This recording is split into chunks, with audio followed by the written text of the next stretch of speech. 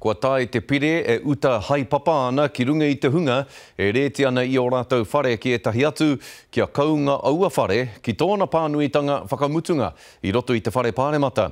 Hioi hei tā tātou tute tōranga pūa erewere rerekura e mea ana hinara kāre I te ea I tēnei pire ngā wawata o ngā kainoho whare, ka mutu e pai ana pea te ki he hokinga whakamurike tēnei pire. He take whakahirehira te kaunga o ngā kaingarihi ki te motu whānui. The issue of healthy homes, I think, has become one of the most important political issues of our time. Koenei te pire tuarua kua puta I tēnei tau e hāngai ana ki ngā kaingarihi. E hāngai ana te pire nei ki te rerihu, te tauārai, te haora, te manga me te hauai.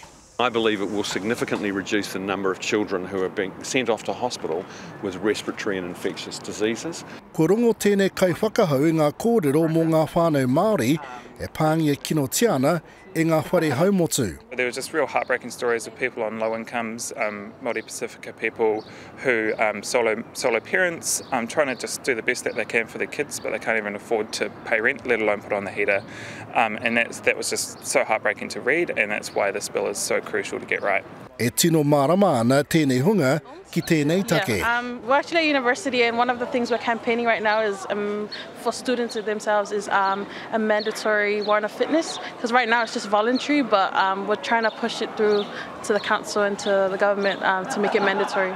The landlord should be made sure to make sure that houses are healthier. Because, I mean, especially when you're like a desperate student and you'll just take anything you can get. Landlords need to actually own up to some of this.